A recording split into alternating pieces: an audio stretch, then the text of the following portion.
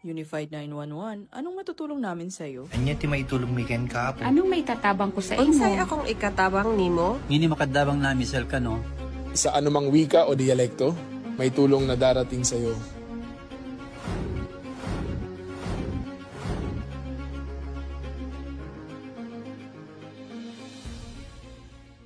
Lilingkod sa bawat Pilipino at magbibigay ng tamang impormasyon para sa tahimik at maayos na Pilipinas. Police News Network, alagad ng batas, tagapagtaguyod ng balitang pulis, sandigan ng mamamayan, patnubay ng katotohanan. Kampo Krame, maghahatid ng pinakahuling kaganapan at nagbabagang balita. Ito ang PNN Police News Network. At ngayon, ang inyong mga tagapagbalita.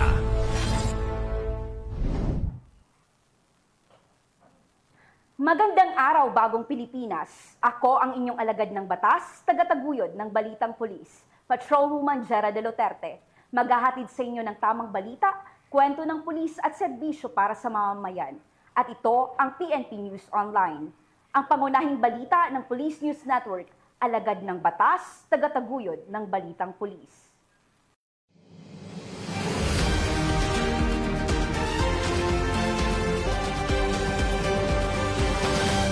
Narito ang mga balitang dapat niyong abangan. 120 gramong shabu na kumpiska sa Lemery, Iloilo. Pagdiriwang ng Bonifacio Day, matugumpay na isinagawa sa monumento. At pagsasanay para sa matatag na peacekeeping action teams, isinagawa ng PNP Isabela.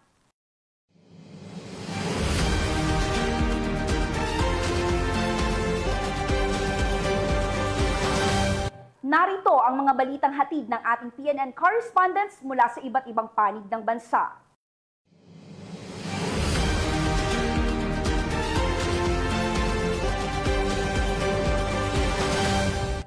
Matagumpay na ginanap ang pagdiriwang ng ika-162 taong kaarawan ni Gat Andres Bonifacio sa Monumento, Caloocan City.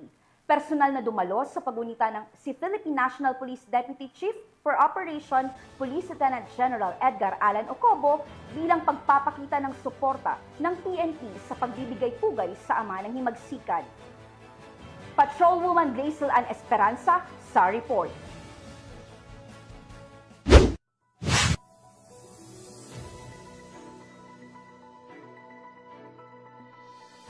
Pinangunahan ni Senator Loren B. Legarda ang paggunita sa 162nd birth anniversary ni Gat Andres Bonifacio noong Nobyembre 30 taong kasalukuyan, bandang alas 8 ng umaga, sa Bonifacio National Monument, Caloocan City.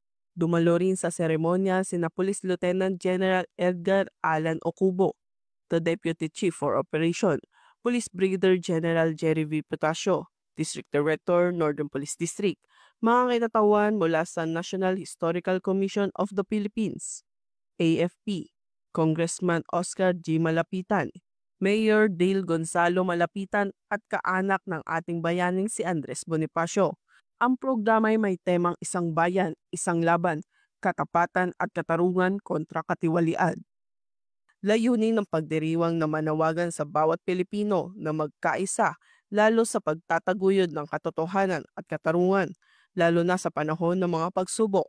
Si Andres Bonifacio, ang kinilalang supremo, ay isa sa mga pangunahing bayani ng Pilipinas. Siya ang nagtatag at naging pinuno ng Kataas-Taasan Kagalang-galangang Katipunan ng mga Anak ng Bayan o KKK noong 1892, isang kilusang lihim na naghangad wakasan ang kolonyalismong Kastila at palayain ng bayan. Kabilang sa mga naging mahalagang bahagi ng programa ang sabayang pag-awit ng lupang hinirang.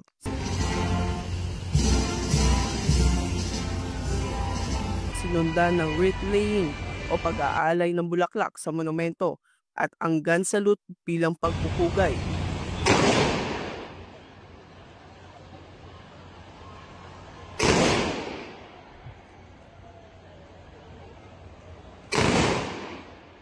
Nakadeploy rin ang mga kapulisan sa iba't ibang bahagi ng monumento, katuwang ang iba pang ahensya ng gobyerno upang matiyak ang seguridad, kaayusan at maayos na daloy ng trapiko habang isinasagawa ang buong aktibidad.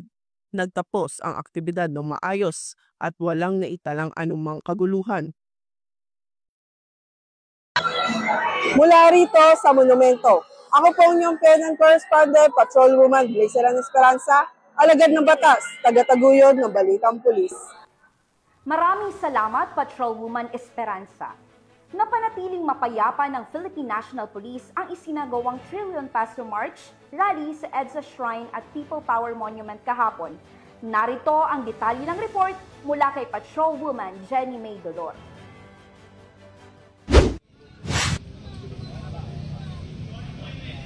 Kasabay ng Bonifacio Day, naging matagumpay ang isinagawang seguridad ng ating mga kapulisan sa isinagawang Trillion Peso March na idinaos sa People Power Monument, partikular na sa White Plains Avenue, Quezon City, ng ating mga kababayan na dinaluhan ng iba't ibang organisadong grupo at mga kilalang mga personalidad, kung saan ito ay naglalayong labanan ang korupsyon sa Pilipinas. Nagtipon-tipon ang mga rallyista mula sa EDSA Shrine at nagmarcha papuntang People Power Monument upang humingi ng pananagutan at transparency sa mga aksyon ng gobyerno, lalo na kaugnay sa mga proyektong pampubliko na kinukwestiyon dahil sa umano'y korupsyon. Kaya naman ang kapulisan ay umaga pa lang ay nakadeploy na sa People Power Monument at EDSA Shrine upang masiguro ang mapayapang pagpapahayag ng saloobin ng ating mga kababayan at mapanatili ang seguridad sa nasabing lugar ng pinagdausan. Samantala, matapos ang isinigawang rally, umaksyon naman agad ang ating mga kapulisan at tumulong sa pagpapanatili ng kalinisan sa EDSA Shrine at People Power Monument. Ang kanilang sama-samang pagkilos ay patunay ng dedikasyon na serbisyo at suporta sa komunidad, lalo na sa mga okasyong nangangailangan ng mabilis at organisadong pagtugon. Sa kabuuan, naging matagumpay ang pagbibigay seguridad ng ating kapulisan sa nasabing aktibidad. Hangad ng kapulisan ang kaligtasan ng bawat mamamayan mula dito sa People Power Monument. Ako po inyong Police News Network Correspondent, Patrolwoman Jenny May Dolor, alagad ng batas, tagataguyod ng Balitang Pulis. Maraming salamat, Patrolwoman Dolor. Isinagawa ng Isabela PNP ang pagsasanay para sa mas pinatatag na Barangay Peacekeeping Action Teams o BPATs bilang bahagi ng pagpapalakas ng seguridad at kaayusan sa mga komunidad sa lalawigan. Magbabalita dyan si Police Corporal Roldan Guial. Mabilis na matugunan ang mga usapin hinggil sa kapayapaan, kaayusan at kaligtasan sa barangay, matagumpay na nisagawa ng Quezon Municipal Police Station sa pamumuno ni Police Major Clarence Labasan, hepe ng pulisya, ang isang araw na pagsasanay para sa 2025 Barangay Peacekeeping Action Teams Enhancement Program noong ika-27 ng Nobyembre nitong taon sa Community Center, Barangay Samonte, Quezon, Isabela. Katuwang sa nasabing aktibidad ang Department of Interior and Local Government sa pangunguna ni Ginoong Ferdinand Miguel. Ang pagsasanay ay nilahukan ng humigit kumulang 150 mga Barangay Peacekeeping Action Teams at force multipliers mula sa 15 barangay ng nasabing munisipalidad. Layunin ng pagsasanay na bigyan ng mahalagang kasanayan at kaalaman ang mga BPATs kaugnay sa kanilang tungkulin sa lokal na pamahalaan. Kabilang dito ang pamamaraan ng pag-aresto at tamang paggamit ng posas na tinalakay ng kapulisan ng Quezon Isabela, pagtugon sa mga emerhensiyang may kinalaman sa sunog na ibinahagi ng Bureau of Fire and Protection at pagbibigay ng basic life support na tinalakay ng Municipal Disaster Risk Reduction Management Office. Sa pamamagitan ng mga ito, mas magiging epektibong katuwang ang bawat membro ng BPATs sa pagpapanatili ng kapayapaan, kaayusan at kaligtasan ng publiko sa kanilang komunidad. Mula dito sa Lambak ng Cagayan, ako ang inyong PNN Correspondent, Police Corporal Giab, alagad ng batas, tagataguyod ng Balitang Pulis. Maraming salamat, Police Corporal Giab. Nakumpiska ng mga operatiba ng Lemery Municipal Police Station ang humigit kumulang 120 gramo ng hinihinalang shabu sa isinagawang buy-bust operation sa bayan ng Lemery, Iloilo. Yan ang tinutukan ni Patrolwoman Lynette Sablon.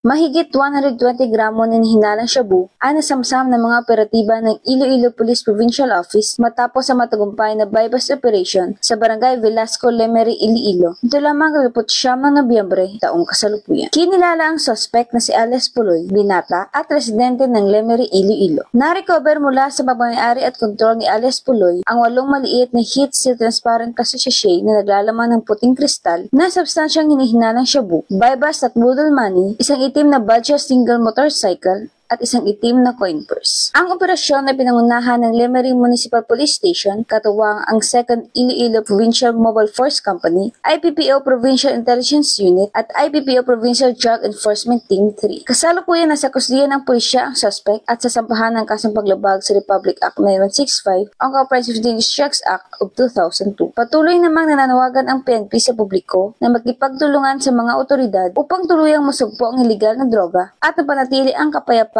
at kaayusan sa buong rehiyon. Mula rito sa Western Visayas, ako niyang PNN correspondent, Patrolwoman Ninette Sablon, alagad ng batas, tagataguyod ng Balitang Pulis.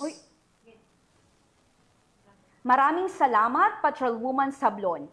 Naka-full alert ang Cebu Police Provincial Office para sa ligtas at maayos na isasagawang trillion peso march sa lalawigan ng Cebu. Ang buong detalye ng balita mula kay Patrolwoman Judith Nicanor. Naka-full alert ang buong puwersa ng Cebu Police Provincial Office ngayong Nobyembre 30 ng taong kasalukuyan bilang bahagi ng masusing paghahanda para sa isinasagawang Trillion March 2.0 rally. Personal na pinangunahan ni Police Colonel Abubakar Udang Mangilan Jr., Provincial Director ang serye ng inspeksyon sa Cordoba Municipal Police Station, Minglanilla Municipal Police Station at Talisay City Police Station upang tiyaking handa at alerto ang mga tauhang ide-deploy sa aktibidad. Ipinakita ng mga station commanders ang kanilang mga security plan, crowd control measures at iba pang hakbang para matiyak na magiging mapayapa, maayos at organisado ang buong pagtitipon. Binigyan diin ng Cebu Police Provincial Office na mananatili silang nakatutok sa pagpapanatili ng public safety at sa pagbibigay ng disiplinado at profesional na police presence sa kabuuan ng rally. Tiniyak rin ng pamunuan na handa silang tumugon agad sakaling magkaroon ng anumang hindi inaasahang pangyayari. Bilang pagpapakita ng pagkakaisa at pananampalataya, nagtipon din ang mga pulis ng Cebu PPO sa Basilica Minor del Santo Niño upang dumalo sa misa at mag-alay ng panalangin para sa ligtas at mapayapang pagdaraos ng Trillion March 2.0. Sa pinatibay na seguridad, mataas na antas ng kahandaan at pagkakaisang may pananalig, nananatiling determinado ang Cebu PPO na tiyaking magiging kalma, ligtas at magalang ang pagdiriwang ng Trillion March 2.0 para sa lahat ng dumalo. Mula dito sa Police Regional Office 7, ako ang inyong Police News Network Correspondent, Patrolwoman Judith Nicanor, alagad ng batas, tagataguyod ng Balitang Pulis. Maraming salamat, Patrolwoman Nicanor. Nakiisa ang Ilocos Norte Police Provincial Office sa pagdiriwang ng ika-162 taong kaarawan ni Gat Andres Bonifacio bilang pagpupugay sa ama ng himagsikan at sa kanyang naiambag sa kalayaan ng bansa. Ang detalye ng report mula kay Police Corporal Joanna Marie de los Santos. Nakiisa ang Ilocos Norte Police Provincial Office sa pamumuno ni Police Colonel Jomar Q. Labiano, Provincial Director sa pagdiriwang ng ika-162 anibersaryo ng kapanganakan ni Andres Bonifacio, ang ama ng himagsikang Pilipino na siyang nagtatag ng katipunan. Nagsagawa sila ng iba't ibang makabuluhang aktibidad sa Aurora Park, Lawag City kabilang ang masiglang Zumba session, libreng gupit at live band performance na nagpasaya sa mga dumalo. Pinalawig din ang selebrasyon sa pamamagitan ng isang coastal clean-up drive sa Barangay Suba, Paway, Ilocos Norte, katuwang ang Philippine Coast Guard, mga Force Multiplier, Peacekeeper Riders of Ilocos Norte at mga empleyado ng Suba San Dunes 4x4. Sa pamamagitan ng mga makabuluhang gawaing ito, muling pinagtibay ng Ilocos Norte Police Provincial Office ang kanilang pangako sa patuloy na pagsiserbisyo ng tapat at may malasakit sa mamamayan. Katulad ng ipinamalas ni Andres Bonifacio, patuloy na isinusulong ng INPPO ang diwa ng malasakit at kabayanihan, mga halagang nagsisilbing gabay sa kanilang paglilingkod para sa komunidad. Mula dito sa Ilocos Region, ako ang inyong PNN Correspondent, Police Corporal Joanna Marie de los Santos, alagad ng batas, tagataguyod ng balitang pulis. Maraming salamat, Police Corporal De Los Santos. Nagsagawa ng outreach program ang Police Regional Office 8 sa bayan ng Palo, Leyte bilang bahagi ng patuloy na advokasya ng PNP sa serbisyong pangkomunidad. Ang report mula kay Patrolwoman Cristel Palafox.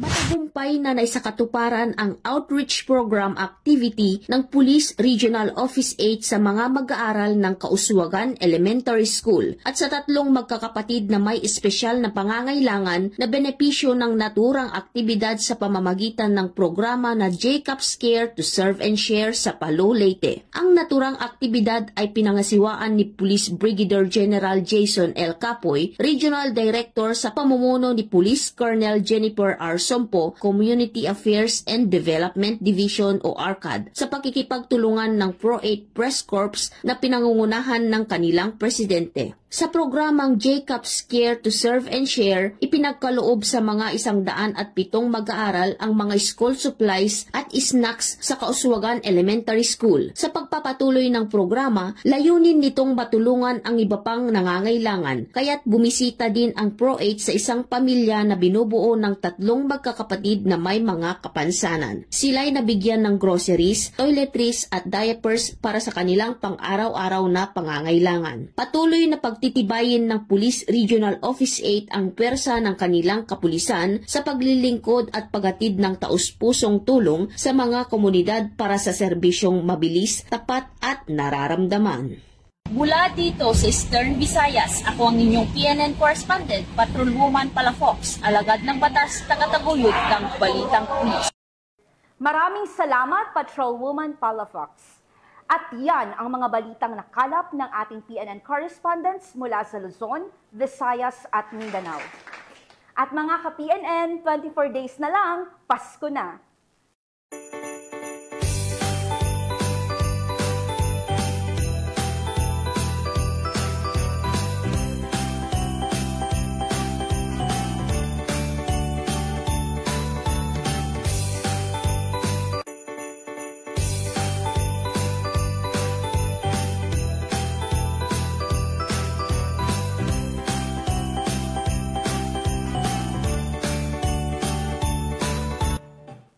Sa ngalan ng pamunuan ng Philippine National Police sa pangunguna ni Acting Chief PNP Police Lieutenant General Jose Melencio Rotates Jr.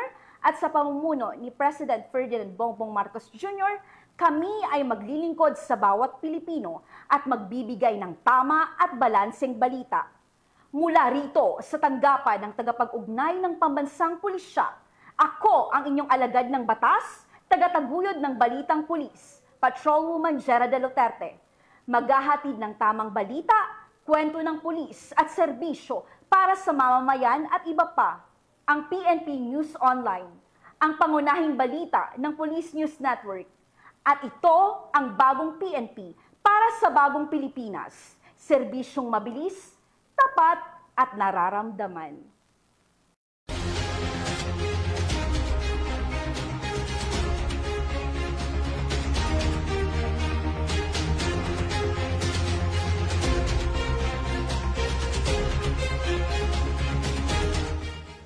Police News Network, alagad ng batas, tagapagtaguyod ng balitang pulis.